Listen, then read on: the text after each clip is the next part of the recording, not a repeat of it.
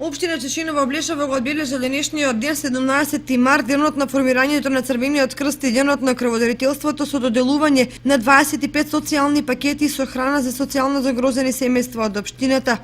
Нашата општина овој ден го одбележува на овој начин. Сите вработени во општината Чешиново Облешево со градоначалникот Костадин Личков даруваат 20 пакети на храна, што овој последен час таа истата храна ќе биде разнесена со Владо Анита, со Црвениот крст ќе биде разделена на луѓето на кои најмногу и треба таа помош.